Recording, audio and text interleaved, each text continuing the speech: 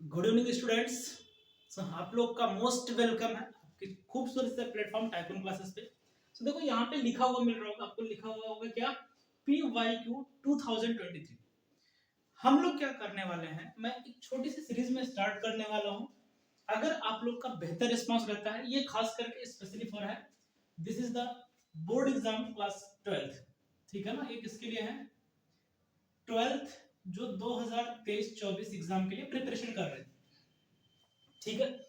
तो मैं यहाँ पे मैं ज्यादा कुछ नया नहीं करने वाला, बस हम यहाँ पे क्या देखेंगे इस सीरीज के अंदर, PYQ, प्रीवियस ईयर क्वेश्चंस, ठीक है, जो अपने अटेम्प्ट करने हैं 2023 2022 या उससे पहले के जो, बट उन्हीं क्वेश्चंस को हम लोग देखेंगे जो हमारे सिलेबस में। ऐसा नहीं कि 2018 का हम प्रीवियस ईयर क्वेश्चन कर रहे हैं और हमने देखा कि वहां पर उठा के जो चैप्टर्स से कट चुके हैं उनको भी कर लेंगे, ऐसा नहीं होगा।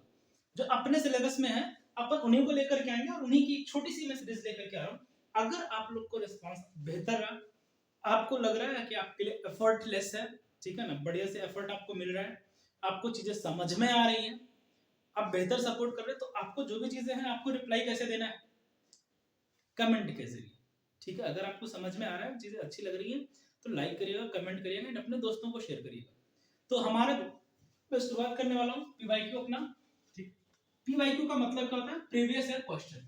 प्रीवियस ईयर क्वेश्चन मतलब पिछले साल के जो क्वेश्चंस हैं, जिसमें हम उठा रहे हैं पेपर 2023 का पेपर सेट 1 है, जिसका नाम था 346 BS। ये आपको मिल जाएगा सेट 2023 के पेपर। और इस सीरीज का पहला लेक्चर है, ये पहला लेक्चर। और इस क्वेश्चन पेपर का जो 2023 का पहला सेट था, जिसका नाम था 346 BS, उसका खंड आ, जिसमें हमने बहुविकल्पीय प्रश्न देखे, 5 बहुविकल्पीय प्रश्न अपने पास है। हालांकि खंड आ में 6 क्वेश्चंस टोटल आते हैं, जिसमें से एक क्वेश्चन हमने यहाँ पर नहीं लिया क्योंकि वो आपके सिलेबस में इस बार कटा हुआ है, तो उस क्वेश्चन को हमने यहाँ पे नहीं लिया, ठीक है। तो अपने पास 5 क्वेश्चन, एक बार हम पढ़ते हैं पांचों क्वेश्चंस को, फिर एक एक करके। पहला क्वेश्चन हमसे पूछा है, चांदी का परावर्तितांक क्या होता है, ठीक है। ऑप्शन आपको दिया के परावर्तनांक 0 होगा, परावर्तितांक को अपन लोग के से प्रदर्शित करेंगे, किससे? के से, ठीक है। तो देखो आपके पास दो ऑप्शन है, या तो आप पेन पेपर उठाओ, चीजों को लिखो, पहला तरीका। दूसरा क्या है कि आप इनके स्क्रीनशॉट्स ले लेना, मैं एक एक क्वेश्चन को सॉल्व करके मैं आपको स्पेस दे दूंगा, आप इसके स्क्रीनशॉट ले सकते हो। तीसरा ये है कि जब, जैसे मान लो हम पहला सेट कर रहे हैं, पहला सेट कंप्लीट हो जाने के बाद में आपको इसके PDF मिल जाएंगे, और जिसको भी ये PDF चाहिए वो इस नंबर पे कांटेक्ट करेंगे, ठीक है। या आप चाहें तो टाइकून क्लासेस ग्रुप ज्वाइन कर सकते हैं, टेलीग्राम ग्रुप। हाँ, जब ये सीरीज खत्म होगी, पहला सेट कंप्लीट होगा अपना, जो भी 3 लेक्चर 4 लेक्चर लगेंगे, ठीक है ना, उसको करने के बाद आपको वहां पे इसके PDF मिल जाएंगे बाकायदा सोल्यूशन के साथ में, ठीक है। तो चलिए हम लोग स्टार्ट करते हैं। इधर आपका सामने क्वेश्चन लिखा हुआ है और यहाँ पे हम लोग इनका सोल्यूशन देखते हैं। देखो यहाँ पे सोल्यूशन सिर्फ ऐसा नहीं होगा कि हाँ आपको प्रश्न का उत्तर दे दिया, कहानी खत्म। बढ़िया से एक्सप्लेन करके हम लोग चीजों को देखेंगे। चल शुरू करते हैं। पहला क्वेश्चन क्या है कि चांदी का परावर्तितांक क्या होता है? भाई के का मान, उसका मान 0 है, +1 है, या -1 है, या फिर इनफाइनाइट है। तो पहली चीज यहाँ पे टर्मिनोलॉजी थी, जो पहला खंड का, ठीक है। पहला थोड़ा ध्यान से देखना, खंड का की अपन बात करते हैं, तो शब्द क्या है अपने पास? परावर्तितांक। तो पहली चीज तो आप ये ध्यान दे देना कि जो परावर्तितांक का मान होता है, ठीक है, तो परावर्तितांक को हमेशा कैसे प्रदर्शित करते हैं, और ये कितना होता है इसके बारे में हम लोग कैसे निकाल सकते हैं, ठीक है। क्योंकि अगर हमें परावर्तितांक के बारे में जिक्र करना हो, ठीक है, तो क्या करेंगे? देखो हम लोग को कूलाम का नियम पता है, कूलाम का नियम पता है, तो देखो कहां से आता है परावर्तितांक। तो पहली चीज तो इसे हम कैसे प्रदर्शित करते हैं, तो हमें पता है जो कूलाम का नियम लेते हैं, 1/4 pi epsilon not Q1 Q2 बटे r²। ये कब की बात होती है? इसीलिए हम लोग एप्सिलॉन नॉट को कहते हैं निर्वात की विद्युतशीलता। क्या कहते हैं इसे? निर्वात की विद्युतशीलता, मतलब ये हवा में रखा हुआ है। अब मान लो हमने कहा ये F एयर में है, फोर्स कहां पे लग रहा है? ये एयर में। अब मान लो हमने इसे किसी मीडियम में रख दिया, जो हमारे दोनों चार्ज थे, जैसे हमने फार्मूला पढ़ रखा है ना कूलाम का नियम, यहाँ पे Q1 ये मान लेते हैं, आवेश Q2 है, और इनके बीच की दूरी r है, तो इनके बीच लगने वाला बल क्या कहलाता है? वैद्युत बल, जिसका ये फार्मूला होता है, जहां पे 1/4 पे एप्सिलॉन नॉट की वैल्यू क्या होती है? ठीक है, 9 × 10⁻⁹ ये वैल्यू होती है 4 पाई एप्सिलॉन नॉट की। ठीक बात है। तो मीडियम में कितना क्या होता है 1/4 पाई एप्सिलॉन नॉट के। ठीक है, जहां पे के क्या होता है उस माध्यम का परावर्तनांक। क्या है के क्या होता है बालक, तो जिस माध्यम में आपने रखा है उसका परावर्तनांक होता है। अब आगे हम बात करें तो एफ मीडियम की अगर हम बात करें, ठीक है ना, कि माध्यम में जो फोर्स लग रहा है वो कितना लग रहा है, तो आप देखो 1/k को साइड में कर लो, 1/4 pi epsilon not Q1 Q2 upon R square, और ये वाली पूरी वैल्यू किसकी है F एयर की है। तो अब इसको देखो क्या आ जाएगा, K को इधर ले आओ तो K बराबर क्या आएगा F एयर अपॉन में F मीडियम। तो अगर किसी बात की हम परावर्तनांक की बात करते हैं, ठीक है ना, तो क्या होता है बालक, के बराबर या परावर्तनांक बराबर निर्वात में आवेशों के बीच बल बटे में माध्यम में आवेशों के बीच बल होता है। अब यहाँ पे एक चीज आती है कि जो परावर्तनांक होता है, ठीक है ना, ये दो चीजों के लिए होता है। पहली बात ये कि परावैद्युत पदार्थ का, किसका, जो परावैद्युत पदार्थ है। अभी परावैद्युत पदार्थ क्या होता है आगे क्वेश्चंस होंगे तो वहां पे जिक्र होगा। ठीक है, वह पदार्थ होते हैं कि जो क्या होते हैं, जिन्हें आप वैद्युत क्षेत्र में रखो और वैद्युत क्षेत्र रखने में वो द्विध्रुव बन जाते हैं, ध्रुवित हो जाते हैं, उन्हें हम लोग परावैद्युत पदार्थ कहते हैं। तो परावैद्युत पदार्थ के लिए बात करते हैं तो K का मान जो होगा इनके लिए 1 से बड़ा होता है। परावैद्युत पदार्थ के लिए K का मान 1 से बड़ा होता है, वह चालक पदार्थों के लिए। किसकी बात कर रहा है, जो अपने पास चालक पदार्थ है, जैसे क्या नाम है, एल्यूमिनियम, कॉपर, आयरन, सिल्वर। और सिल्वर को तो हम मानते हैं सबसे ज्यादा है, और चालक पदार्थों के लिए परावर्तनांक होता है अनंत होता है, इनफाइनाइट होता है। ठीक बात है। तो अब हमारा क्वेश्चन पे आता है। क्वेश्चन हमारा बोल रहा है कि भैया ये बता दो चांदी का परावर्तनांक क्या होता है। तो आपको ये बात दो बात दिमाग में रखना है, अगर कोई परावैद्युत पदार्थ है तो उसके लिए K का मान हमेशा 1 से बड़ा होगा, लेकिन अगर कोई चालक पदार्थ है तो उसके लिए K का मान कितना होगा, अनंत होता है। तो आप option number D is the right answer. ठीक है, तो आई होप ये आपको सॉल्यूशन समझ में आया होगा। तो हम बात करते हैं, मूव करेंगे दूसरे क्वेश्चन की तरफ। आप इसका स्क्रीनशॉट लेंगे।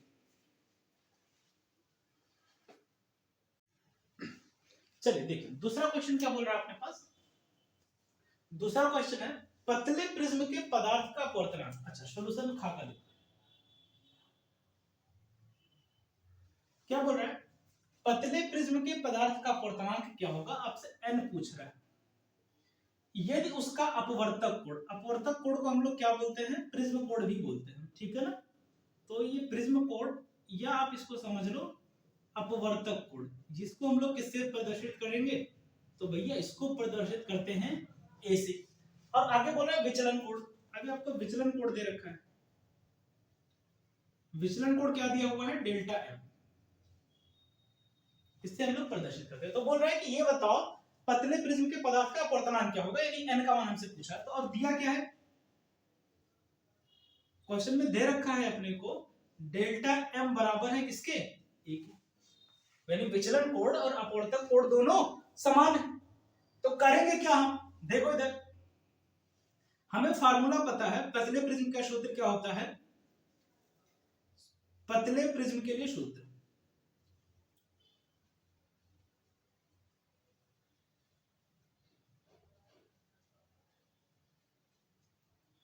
क्या होता है बालक, डेल्टा m बराबर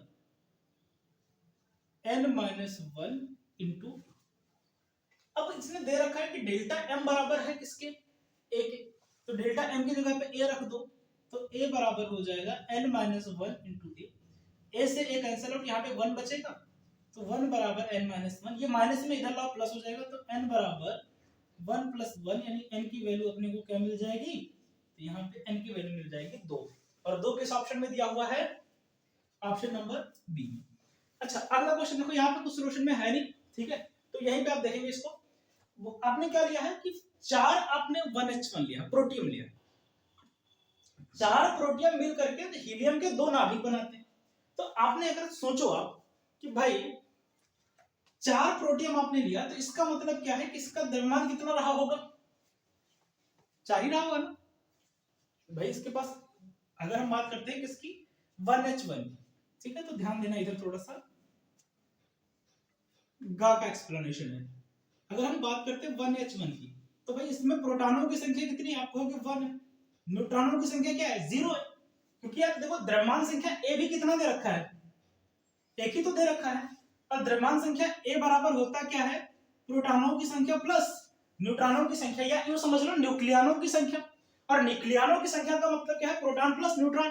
अब बेचारा ये भी एक है, प्रोटॉन भी एक है, तो न्यूट्रॉन तो 0 हो गया, तो यहाँ पे न्यूट्रॉन तो है ही नहीं, तो यहाँ पे क्या हुआ कि इसका प्रोटॉन 4 था, ठीक है ना। तो अब यहाँ पे दो क्या बन गया, एक हीलियम का नाभिक, और हीलियम नाभिक का एटॉमिक नंबर कितना होता है, 4 होता है, क्योंकि हीलियम नाभिक के अंदर क्या होता है कि हीलियम का भैया अगर बात करोगे आप, तो Z बराबर परमाणु क्रमांक 2 है, मतलब इसमें प्रोटॉनों की संख्या 2 होती है और न्यूट्रॉनों की संख्या भी 2 होती है। तो प्रोटॉन और न्यूट्रॉन दोनों कितने हो गए, 2 हो गए, यानी ए का मान क्या मिल गया, 2 + 2 मिलके 4 हो जाएगा। तो यहाँ पे आप देखो 4 द्रव्यमान संख्या यहाँ पे दी, 4 यहाँ पर भी है, कोई दिक्कत। अच्छा यहाँ पे एक क्वेश्चन में थोड़ा सा एरर है, अब ध्यान देंगे, यहाँ पे प्लस का 2 बीटा 6 होता है, क्या होता है, प्लस का 2 बीटा 6 निकलता है, ठीक है। तो यहाँ पे बीटा के ऊपर 0 मतलब इसकी द्रव्यमान संख्या नहीं है, द्रव्यमान संख्या उसकी क्या है, 0 है। अब देखो यहाँ पे आपके पास 4 प्रोटॉन थे, प्रोटॉनों की संख्या कितनी थी, 4, तो भाई 4 में से 2 प्रोटॉन तो यहाँ पे आ गए, तो 2 और चाहिए ना, 2 यहाँ से निकल के 4। तो अब ये बोलना है कि क्या दर्शाता है भाई, नाभिकीय विखंडन, नाभिकीय संलयन, नाभिकीय विघटन, या इनमें से कोई नहीं, नन ऑफ द अबव। तो नाभिकीय विखंडन में क्या होता है कि एक नाभिक टूटता है, एक नाभिक टूटता है। नाभिकीय संलयन में क्या होता है, एक से अधिक नाभिक जुड़ करके एक नया नाभिक बनाते हैं। नाभिकीय विघटन क्या होता है, नाभिकीय विघटन में हम लोग पढ़ेंगे, या आप पढ़ोगे फिजिक्स में, आपने पढ़ा भी रेडियो सक्रियता में, रेडियो एक्टिविटी या रेडियो सक्रियता को हम लोग क्या कहते हैं, नाभिकों के टूटने की दर। भाई नाभिक क्या होता है, लगातार विघटन होता रहता है, क्या होता है नाभिकों में, लगातार विघटन होता है, जिसके कारण वहां पे हमें कुछ चीजों को पढ़ते हैं, जैसे अल्फा क्षय, बीटा क्षय और गामा क्षय, ठीक है, अल्फा डीके, बीटा डीके और गामा डीके। तो यहाँ पे नाभिकीय विघटन में होता है, यहाँ पे आप देखो क्या निकल रहा है, तो आपको तो बीटा कण निकल रहा है, क्या निकल रहा है, आपको यहाँ पे लिखा ही हुआ है कि बीटा निकल रहा है, और बीटा उठा निकलता होगा किसमें है ये, जब नाभिक का विघटन होता है। तो इसका option number C will be the right answer, क्या होगा, C will be the right answer, नाभिकीय विघटन। ये कब होता है, जब नाभिक टूटता है, ठीक है। नाभिकीय विघटन मतलब टूटना नहीं है, विखंडन मतलब टूटना होता है। विघटन में क्या होता है कि एक जो परमाणु लेते हैं कोई रेडियो सक्रिय पदार्थ, तो उससे लगातार क्या होता है, ऊर्जा निकलती रहती है, और उसके साथ में अल्फा कण, बीटा कण वगैरह निकलते हैं, ठीक है। आगे बोला है आपसे कि भैया ये बताओ निम्नलिखित में से कौन सा मूल कण नहीं है, पॉजिट्रॉन, इलेक्ट्रॉन, अल्फा कण। अब देखो यहाँ पे जो अल्फा कण की बात है, किसकी बात कर रहा हूं मैं, अल्फा कण की। तो जो अल्फा कण होता है वो क्या होता है भाई, हीलियम का नाभिक है। अल्फा कण की अगर हम बात करते हैं, ठीक है, यहाँ पे देख लो गा, अगर हम कहेंगे अल्फा कण, तो अल्फा कण तो क्या होता है, 2He4 होता है, हीलियम का नाभिक है। और ये हीलियम का नाभिक किससे मिलकर बना होता है, पॉजिट्रॉनों से, या आप समझ लो प्रोटॉनों से मिलकर बना है, प्रोटियम से मिलकर बना होता है। तो अल्फा कण क्या है, मूल कण नहीं होता है। अंग वाला जो आपका लास्ट में दे रखा है, अच्छा ग ख ग घा नहीं है अपने पास, ठीक, अंग अच्छा है, चलो, तो गा का 2 बार हो गया, इसको घा बोल दो, कोई टेंशन नहीं है। और एक लास्ट एग्जांपल जो अपना क्वेश्चन है, आर एल व सी, यानी कि प्रतिरोध, आर का मतलब क्या है, प्रतिरोध, एल का मतलब है प्रेरकत्व, और सी का मतलब है संधारित्र। तो इन तीनों को एक श्रेणी क्रम में जोड़ा गया है, कुछ ऐसा है, ठीक है। अच्छा मैं इसको मिटा दे रहा हूं, ठीक है, इसको हम लोग मिटा के देखते हैं, फिर आगे बढ़ते हैं, ठीक। आप लोग स्क्रीनशॉट ले लें, 1 2 3। चलिए देखिए तीसरा, या सॉरी आखिरी प्रश्न क्या है अपने पास, आखिरी प्रश्न है एलसीआर परिपथ। तो देखो ये आप पढ़ोगे प्रत्यावर्ती धारा वाले चैप्टर में। तो एक ऐसा प्रतिरोध, एक ऐसा परिपथ है जिसमें प्रतिरोध भी लगा है, प्रेरकत्व भी लगा है और संधारित्र भी लगा है। तो आप यहाँ पे देखो, मान लो आपने यहाँ पे क्या किया कि एक रेजिस्टेंस भी लगा दिया, इसके अलावा एक आपने प्रेरकत्व भी लगा दिया यहाँ पर, इसके अलावा एक यहाँ पे आपने संधारित्र भी लगा दिया। तो ये आपका रेजिस्टेंस आर, प्रतिरोध जो प्रेरकत्व एल और संधारित्र सी, और इनको आपने क्या किया, एक एसी वोल्टेज से, एसी स्रोत से जोड़ दिया है, ठीक है। एसी स्रोत क्या होता है, V बराबर होता है V0 साइन ओमेगा टी, या आई की बात करेंगे तो आई बराबर होता है I0 साइन ओमेगा टी, ऐसा कुछ होता है। तो ये हमसे बोल के रहा है।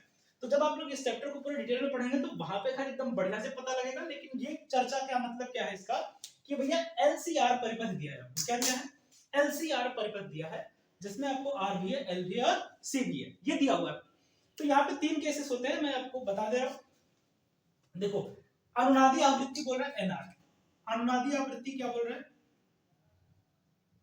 अनुनादी आवृत्ति दे रखा है एनआर, ठीक है ना। और क्या दे रखा अपने को? एसी स्रोत की आवृत्ति, जो अल्टरनेटिव करंट यानी प्रत्यावर्ती धारा स्रोत है ना, इसकी आवृत्ति एन दे रखा है। तो देखो अब यहाँ पे 3 चीजें केस बन सकते हैं। 3 केस कौन कौन से होंगे, ध्यान से देख लो आप लोग कि अगर जब n बराबर है एन आर के, दोनों बराबर हैं।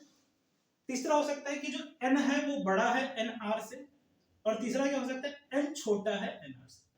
तो आप ध्यान देना, जब n और nr दोनों बराबर होते हैं, जब n और nr यानी कि स्रोत की आवृत्ति और अनुनादी आवृत्ति दोनों बराबर होते हैं, तब हम कहते हैं कि I व V यानी धारा व विभव समान कला में है। क्या है? समान कला में, यानी इनके बीच कलांतर शून्य है। क्या कहेंगे? इनके बीच कलांतर शून्य है। दूसरी बात होती है, जब n बड़ा होता है nr से, तब यहां पे हम क्या कहते हैं कि जो धारा है वो V से, किससे? धारा क्या है? V से पश्चगामी है, V से पश्चगामी। या इसी को आप ऐसा भी बोल सकते हो ना, पश्चगामी का मतलब क्या है? पीछे है।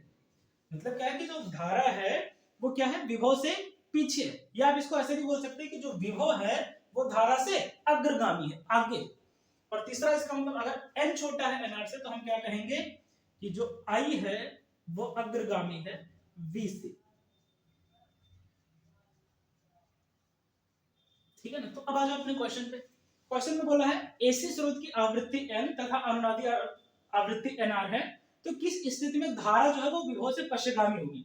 तो धारा विभव से पश्चगामी है, यानी I V से पश्चगामी है, तो n जो बड़ा है वो बड़ा होना चाहिए nr से। जो n है वो बड़ा होना चाहिए nr से, जो n है वो बड़ा होना चाहिए nr से। तो ये इसका, this is the right answer of this question. तो ये अपना था 2023 का ऑब्जेक्टिव क्वेश्चन। आई होप, उम्मीद करते हैं ये आपको वीडियो पसंद आएगा, और अगर आप लोग का बेहतर रिस्पांस मिलता है तो आगे हम लोग अगला क्वेश्चन सीरीज लेकर के आएंगे। सो आप लोगों का काम एक ही है कि आप इस वीडियो को जितना हो सके शेयर करें, चैनल को सब्सक्राइब करें और वीडियो को लाइक करना ना भूलें। And thanks for watching.